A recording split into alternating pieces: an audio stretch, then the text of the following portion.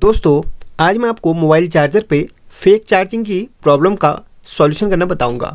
Fake charging बोले तो जब आप मोबाइल चार्जर को मोबाइल से कनेक्ट करते हैं तो उस वक्त चार्जिंग का जो परसेंटेज रहता है ना बढ़ता है ना घटता है, बिल्कुल एक सा रहता है। घट जरूर जाता है लेकिन बढ़ता बिल्कुल भी नहीं है। सपोज कीजिए मोबाइल पे 12% चार्ज है तो उस टाइम पे मोबाइल पे अगर आप चार्जिंग के कनेक्ट करते तो 12% ही रहेगा। अगर बढ़ता भी है तो वह 1 घंटे या 2 घंटे बाद 1 या 2% बढ़ता है, तो उसे हम फेक चार्जिंग कहते हैं। उस स्थिति में क्या होता है कि मोबाइल में से वोल्टेज तो आपके प्रॉपर निकलते हैं लेकिन एम्पियर उसमें से बिल्कुल भी नहीं निकलता है। निकलता भी है तो बहुत कम एम्पियर उसमें से निकलता है। किसी भी मोबाइल में मोबाइल चार्जर पे एम्पियर लिखा रहता है, वहाँ पर वो कितने वोल्टेज और कितने एम्पियर का है। तो ये मोबाइल चार्जर 5 वोल्ट का है और 1 एम्पियर का है। 1 एम्पियर का होने के बावजूद भी ये मोबाइल को चार्ज नहीं कर पा रहा, तो इसमें फेक चार्जिंग की समस्या आ रही है। ये किस सेक्शन से आती है और सभी चार्जर में एक ही जगह से इसकी प्रॉब्लम का सॉल्यूशन किया जा सकता है। तो सबसे पहले मैं इस चार्जर को खोलूँगा। तो इस चार्जर को खोलने के लिए किसी भी चाकू या कटर वगैरह का यूज आप कर सकते हैं। देखिए, जो ओरिजिनल चार्जर होते हैं उनकी जो पैकिंग रहती है बहुत ही यहाँ पर तगड़ी वाली पैकिंग रहती है। अब यहाँ पर देखिए, सैमसंग का हो भले फिर एमआई का हो, किसी भी कंपनी का हो, उन चार्जर्स को खोल पाना काफ़ी मुश्किल हमारे लिए होता है। लेकिन यहाँ पर अगर हम कॉर्नर पे इस तरीके से बैठा के अच्छी तरीके से चाकू की मदद से इसको खोलें तो यह खुल जाता है। तो धीरे धीरे आप इसको इस तरीके से फंसा के इस तरीके से ऊपर को उठा के खोल सकते हैं। तो यहाँ पर लॉक वगैरह भी रहते हैं। सैमसंग का तो वैसे खुल जाता है, चलिए खुल चुका है। सैमसंग का खुल जाता है लेकिन किसी और कंपनी की बात करें तो उसमें थोड़ा सा हमें दिक्कत देखने को मिलती है। तो कई बार तो हमें चार्जर भी काटना पड़ सकता है। तो इसके सर्किट को हम बाहर निकाल लेते हैं। अब देखिए, फेक चार्जिंग की जो प्रॉब्लम आती है किस सेक्शन से आती है ये आपको बता देता हूँ। बहुत ही सिंपल तरीका इसका है, इसको कोई भी आप रिपेयर कर सकते हैं, भले आपको रिपेयर करना आता है या नहीं। देखिए, ये जो कैपेसिटर होते हैं इनके वीक हो जाने की वजह से और या तो ब्लास्ट हो जाने की वजह से फेक चार्जिंग की समस्या आती है।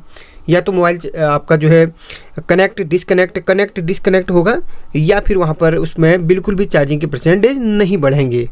तो या तो इन दोनों कैपेसिटर की वजह से या यहाँ पर जो कैपेसिटर डीसी के आउटपुट में लगा रहता है उसकी वजह से। तो देखिए, बेसिकली जितने भी कैपेसिटर आपको दिख रहे हैं उन कैपेसिटर को आपने गौर से देखना है और आपको जो लगता है कैपेसिटर ख़राब है तो उसको चेंज कर देना है। अगर आपको पता नहीं है तो मेन कैपेसिटर बदल के आप देखिएगा, फिर भी आपका चार्जिंग थोड़ा सा अपग्रेड नहीं होता तो आप दूसरे कैपेसिटर को ये वाले को चेंज कर सकते हैं। तो दोनों कैपेसिटर यहाँ पर अच्छे खासे हमें लग रहे हैं। अब यहाँ पर इस कैपेसिटर को सबसे पहले हम निकाल के दूसरे कैपेसिटर यहाँ पर इंस्टॉल करेंगे। तो इनको जो निकालने की प्रोसेस है बहुत ही सिंपल, आपको पता ही है। चलिए फिर इसको मैं निकाल लेता हूँ। तो यहाँ पर 1 मिनट, इसके प्रिंट भी टूटे हैं, आप देख सकते हैं। यहाँ पर देखिए, हो सकता है चार्जर गिरने की वजह से ऐसा दिक्कत आया हो। देखिए, आपको गौर से दिखाऊं, इसके प्रिंट टूटे हैं। तो देखिए यहाँ पर आपको दिख रहा है ना, इसका प्रिंट यहाँ पर हिल रहा है। तो ऐसा कब देखने को मिलता है? तो जब आपका चार्जर गिरा हो। तो यहाँ पर चार्जर गिरा होगा तो यहाँ पर इसके जो है एक कैपेसिटर का यहाँ पर प्रिंट टूट के अलग हो चुका है, तो इसका फॉल्ट पकड़ में आ गया है। अगर इसमें तो ये प्रॉब्लम है, वरना दूसरे चार्जर में कैपेसिटर को ही चेंज कर दीजिए। और कैपेसिटर की हम वोल्टेज की बात करें, 450, 400 और 500 तक वोल्टेज का इसमें कैपेसिटर आपका लगा हो सकता है। माइक्रोफैरड इसमें से थोड़ा सा आप बढ़ा सकते हैं, कोई दिक्कत नहीं है। माइक्रोफैरड भी बढ़ाएंगे, कोई प्रॉब्लम नहीं होने वाली। तो यहाँ पर जो है 450, 400 यानी कि 500 तक के आप कैपेसिटर यूज कर सकते हैं, उससे कम का मत कीजिए। तो मेन सप्लाई के कैपेसिटर है तो यहाँ पर कम का मत लगाए वरना ब्लास्ट हो जाएगा। तो इन कैपेसिटर को चेंज करने के बाद मैं गारंटी देता हूँ कि आपका जो है फेक चार्जिंग का प्रॉब्लम यानी कि कनेक्टिंग का प्रॉब्लम आसानी से सॉल्व हो जाएगा। तो चलिए फिर इसमें पेस्ट वगैरह लगा के मैं इसको सोल्डरिंग अच्छी तरीके से कर लेता हूँ। तो इतना करने से हमारा ये प्रॉब्लम आसानी से सॉल्व हो जाएगा। दोस्तों, अभी और इसके फॉल्ट के बारे में बताऊंगा, किस किस सेक्शन में क्या क्या फॉल्ट आता है, थोड़ा सा आपको बताने या फिर समझाने की कोशिश करूंगा। अगर आप इस वीडियो को छोड़ना चाहते हो तो छोड़ सकते हैं, अगर सीखना चाहते हो तो बने रहिए। आपके 2-3 मिनट लूँगा मैं और भी एक्स्ट्रा मैं यहाँ पर नॉलेज दे सकता हूँ आपको। चलिए, सबसे पहले मैं इसका ही काम कर देता हूँ, कैपेसिटर का जो यहाँ पर प्रिंट टूटा है। ये यहाँ पर और थोड़ा सा आपको बेसिकली और जानकारी दूँ। अब यहाँ से देखिए, यहाँ से हमारा लाइव और न्यूट्रल वायर इनपुट करती है, ठीक है। अभी बता रहा हूँ, चार्जर आपका डेड है या फुली शॉर्ट है तो वहाँ पर किस किस सेक्शन को हमने देखना है, ठीक है। मैं आपको बता देता हूँ। तो यहाँ पर लाइव और न्यूट्रल वायर इनपुट होते हैं, ठीक है। अब देखिए, यहाँ से न्यूट्रल से यहाँ से ये ब्रिज रेक्टिफायर के लिए 4 डायोड लगाए गए हैं। 1 2 3 4 SMD कंपोनेंट्स यहाँ पर यूज करे हैं। अब अदर जो चार्जर होता है उसमें बड़े वाले आपको डायोड देखने के लिए मिल सकते हैं, या एक डायोड सिर्फ हाफ वेव रेक्टिफायर का यूज भी किया जा सकता है। अब यहाँ से देखिए, अब यहाँ से आपका ये देखिए, यहाँ से यहाँ तक के फ्यूज रेजिस्टेंस का यूज करा है, ये वाला, ये फ्यूजेबल होता है, ये ज़्यादा से ज़्यादा 10, 20, 25 ओम्स तक का रहता है। तो देखिए यहाँ पर अगर आपका चार्जर आपका बिल्कुल डेड है तो सबसे पहले इस फ्यूज रेजिस्टेंस को आपने चेक करना है। इसको आप कंटिन्यू पे सेट करें और चेक कर लीजिए कितने ओम्स का भी बता देगा। तो यहाँ पर ये 22 ओम 21, चलिए 21 ओम्स का मान के चलिए, 21-22 ओम्स का यह रेजिस्टेंस है। ये रेजिस्टेंस आपका ख़राब होने के बाद क्या होता है, चार्जर आपका डेड हो सकता है। लेकिन ये रेजिस्टेंस ख़राब क्यों हुआ भाई, आगे शॉर्टिंग रही होगी तभी तो रेजिस्टेंस ख़राब हुआ होगा। तो शॉर्टिंग किस जगह पे है ये देखने के लिए आपने करना क्या है, इन डायोड्स को चेक करना है। डायोड को देखिए, बेसिकली आप चार्जर को रिपेयर करना सीख जाएंगे अगर वीडियो को ध्यान से देखते हैं तो, ठीक है। तो मैं हमेशा कुछ ना कुछ एक्स्ट्रा भी नॉलेज आपको देता रहूँगा। जिनका वो फेक चार्जिंग का प्रॉब्लम था वो वीडियो छोड़ के चले जाएंगे, कोई बात नहीं, और जिन्हें और भी सीखना है वो देख सकते हैं। ये देखिए, डायोड दोनों तरफ से कभी भी वैल्यू नहीं देता, डायोड जो है एक तरफ से आपका वैल्यू देता है। तो डायोड को इसी सेक्शन में आप चेक करेंगे, कंटिन्यूटी सेक्शन में। तो डायोड को हम चेक करेंगे, देखिए जो इसकी वैल्यू होगी, एक तरफ से वैल्यू शो करता है डायोड और एक तरफ से वैल्यू शो नहीं करता, जैसे कि यहाँ पर देख सकते हैं। तो यहाँ से कोई भी, एक मिनट, अब देखिए यहाँ पर जो भी डायोड की वैल्यू रहेगा वो एक तरफ से शो करेगा। तो यहाँ पर दोनों में एक तरफ से कर रहा है शो। देखिए एक मिनट, ये डायोड की यहाँ पर पोजीशन उल्टी है, क्योंकि यहाँ पर ब्रिज रेक्टिफायर इसका बना के रखा हुआ है, तो पोजीशन इसकी उल्टी है। अभी इस तरीके से चेक होगा, ये देखिए 550 के आसपास डायोड का नॉर्मल जो इसका रेंज, मतलब नॉर्मल जो इसका रीडिंग दिखाता है 500 550 का होता है, जो ब्रिज रेक्टिफायर पर 4001 का लगता है, ठीक है।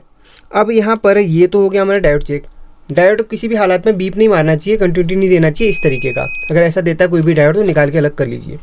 उसके बाद शॉर्टिंग आती है एक तो डायोड से, फुल्ली शॉर्ट जो आती है, रेजिस्टेंस जो उड़ रहा है वो डायोड ख़राब होने की वजह से भी उड़ रहा है। और नेक्स्ट जो है यहाँ पर जो रेक्टिफायर के जस्ट बाद ये कॉइल भी दिए है। कॉइल सर्किट में जो करंट फ्लक्चुएट होता है, करंट बोले तो एम्पियर, उसको एक फिक्स करने के लिए इंडक्टर कॉइल का यूज किया जाता है। अब आप कहेंगे रेजिस्टेंस है, इंडक्टर कैसे कह दिया भाई ने, असल में ये रेजिस्टेंस की शेप में इंडक्टर कॉइल है। अब ये इसलिए बता रहा हूँ क्योंकि देखिए रेजिस्टेंस के बगल में आर लिखा रहता है किसी भी सर्किट में, इस चीज़ का आप ध्यान दीजिए। अभी आर नहीं लिखा है, एल लिखा है, क्योंकि एल बोले तो कॉइल, मतलब एल बोले तो कॉइल इसलिए कह रहा हूँ क्योंकि कॉइल की कोडिंग को एल से दर्शाया जाता है। आप इतना याद रखिए, भले कॉइल कैसी भी हो, कॉइल इस शेप में हो सकती है, कॉइल ट्रांसफॉर्मर शेप में हो सकती है, कॉइल किसी भी शेप में हो सकती है, इतना याद रखना। ये है आपका फ्यूज रेजिस्टेंस, फ्यूजेबल के लिए यहाँ पर लगाया है, फ्यूज के लिए। तो यहाँ पर देखिए रेजिस्टेंस की जो वैल्यू है, मतलब रेजिस्टेंस की जो कोडिंग है एफ आर है, एफ बोले तो फ्यूज, आर बोले तो रेजिस्टेंस, फ्यूज रेजिस्टेंस यहाँ पर यूज करा है। आर लिखा होता तो सिर्फ ये रेजिस्टेंस को हम देखते हैं, कैपेसिटर के को सी लिखा जाता है। हमेशा आपको डीपली समझाने की कोशिश करता हूँ, बहुत सारे लोग कमेंट करके सर समझ में, इस चीज़ को आप ध्यानपूर्वक देखिए, कोडिंग को आप समझिए, ठीक है। आप इसको रेजिस्टेंस मान के चलेंगे तो वो गलत है। ये आपका एल बोले तो कॉइल है, इंडक्टर कॉइल है, इसको इंडक्टर भी कहते हैं, ठीक है। जो करंट हमारे सर्किट में फ्लक्चुएट होता है उसको बिल्कुल एक जैसे रखने के लिए इंडक्टर का यूज़ किया जाता है। और सर्किट में करंट के लिए तो इसका यूज़ किया जाता है, और वोल्टेज जो फ्लक्चुएट होती है, जो वोल्टेज अप डाउन हो रही है, उसको एक बिल्कुल सेम रखने के लिए कैपेसिटर्स का यूज़ किया जाता है। कैपेसिटर से वोल्टेज जो आपकी फ्लक्चुएट होती है तो उसको बिल्कुल सेम कर देता है, तो इसलिए कैपेसिटर का यूज़ किया जाता है। तो समझ गए होंगे, ये वोल्टेज के फ्लक्चुएशन के लिए और एक करंट के फ्लक्चुएशन। करंट क्या होता है, एम्पियर होता है, वोल्टेज क्या होता है, जो हमारी वोल्टेज मिल रही है 5 वोल्ट, 3 वोल्ट, 6 वोल्ट, वो अलग चीज़ होती है। इसका कॉन्सेप्ट मैं क्लियर कर दूंगा अगर आप कमेंट करते हैं तो।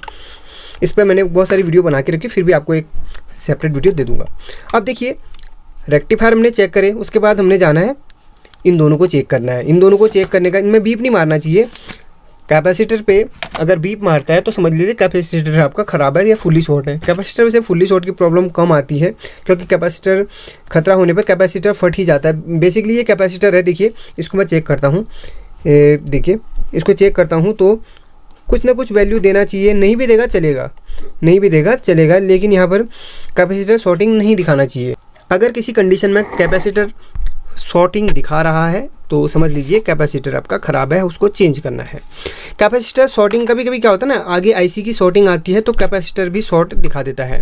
तो ऐसे हम देखेंगे तो कैपेसिटर बीप मार रहा है, वहाँ पर कैपेसिटर की प्रॉब्लम नहीं आती, आईसी की होती है। हमने सारा कुछ फाइंड कर लिया, कहीं पे नहीं मिल रहा तो आईसी को चेंज कर लो, मेन आईसी जो आपकी है उसको चेंज कर लो, ठीक है। अब ये इसके दो सेक्शन रहते हैं, प्राइमरी एंड सेकेंडरी। तो ये जो आप देख रहे हैं ये अलग से प्रिंट इसका दे रखा है, यहाँ पर आप गौर करके देखेंगे तो किसी भी सर्किट बोर्ड के दो हिस्से बने रहते हैं। यहाँ पर देखिए इधर से इधर का बिल्कुल हिस्सा अलग है।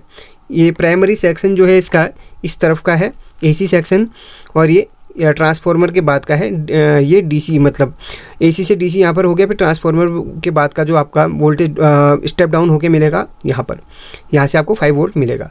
तो सेकेंडरी सेक्शन से आपको 5 वोल्ट मिलता है। अब यहाँ पर जो शॉर्टिंग खराबी ज़्यादातर देखी गई है वो प्राइमरी सेक्शन की ही देखी गई है। तो प्राइमरी और सेकेंडरी सेक्शन का कोई लिंक नहीं होता, एक ट्रांसफार्मर उनको एक करता है। ट्रांसफार्मर की वाइंडिंग भी अलग अलग होती है, ट्रांसफार्मर के इंटरनली जो स्ट्रक्चर होगा वो बिल्कुल अलग होता है। तो वो बिल्कुल एक वेव के द्वारा आपका इलेक्ट्रिसिटी ट्रांसफ़र होती है मैग्नेटिक फील्ड द्वारा ट्रांसफार्मर से। तो यहाँ पर कभी भी आपका एसी में लीकेज आ गया तो आपका मतलब प्राइमरी सेक्शन में लीकेज आ गया तो सेकेंडरी सेक्शन में आपको करंट नहीं लगेगा। क्यों? क्योंकि यहाँ पर एक ट्रांसफार्मर, हाँ उससे पहले यहाँ पर एक इस जगह पे आपका एक ऐसा कैपेसिटर भी लगता है जो न्यूट्रल ग्राउंड कर देता है, उससे हमें बहुत सारा प्रोटेक्शन मिलता है। उससे पहले अगर आपको बहुत सारी चीज़ें मैंने बता दी, उससे उस एक साथ में एक चीज़ और बता दूं, तो हमने कैपेसिटर के बाद में ये छोटी छोटी कंपोनेंट्स हैं उनको चेक करना है। रेजिस्टेंस को चेक करेंगे, जितनी वैल्यू उतनी दिखाना चाहिए, कैपेसिटर शॉर्टिंग नहीं बताना चाहिए, सब कुछ चेक कर लिया। और ये यहाँ पर देखिए, यहाँ पर क्या चीज़ है, ये है आपका एक ट्रांजिस्टर, यानी कि ट्रांजिस्टर या मोसफेट। कोई किसी में मोसफेट रहता है, किसी में ट्रांजिस्टर रहता है। तो यहाँ पर जो भी है ट्रांजिस्टर है, भले इसका ये मोसफेट, तो इसकी 3 लेग रहती हैं, 3 लेग हैं तो आपस में शॉर्टिंग नहीं मारना चाहिए, बीप नहीं मारना चाहिए। मोसफेट ट्रांजिस्टर कुछ भी हो, आपस में शॉर्टिंग नहीं देना चाहिए। वैसे जो खराबी आती है आपके ट्रांजिस्टर तक ही आती है, आईसी तक नहीं पहुंच पाती, किसी हालात में आईसी में भी पहुंच जाती है। तो सारे कंपोनेंट्स चेक कर लिए आपने, ट्रांजिस्टर चेक कर लिया, सभी को आपको चेक करना आना चाहिए, ठीक है। अगर चेक करना आपने सीख लिया तो आप फॉल्ट को 2 मिनट में पकड़ लेंगे। वैसे मैं हमेशा बताता रहता हूँ। तो डायोड, कैपेसिटर, इन चीज़ों में आपने शॉर्टिंग चेक करी, नहीं समझ में आ रहा है तो सीधे आईसी को निकाल दो, आपका प्रॉब्लम सॉल्व हो जाएगा और नई आईसी इसमें बैठा दो, उसी नंबर की जिस नंबर की आईसी वो है। तो इस तरीके से आप किसी भी प्रॉब्लम का सॉल्यूशन कर सकते हैं। बाकी और भी अगर कोई प्रॉब्लम्स यहाँ पर आ रही हैं, आपको 5 वोल्ट एक्यूरेट नहीं मिल पा रही है, कम मिल पा रही है, तो उस हालात में आपके आईसी में भी प्रॉब्लम हो सकती है। ये प्रॉपर वोल्टेज नहीं बना पा रही है तो आईसी में भी दिक्कत हो सकती है। तो मेन जो मसला होता है वो आईसी का ही होता है। तो दोस्तों आई होप कि आपको इस वीडियो से काफ़ी जानकारी मिली होगी। मैं आशा करता हूँ कि आप इस वीडियो को लाइक करके शेयर ज़रूर करेंगे ताकि और लोगों को भी सीखने के लिए मिल सके। बाकी मिलते हैं अगले टॉपिक पर, तब तक के लिए टेक केयर।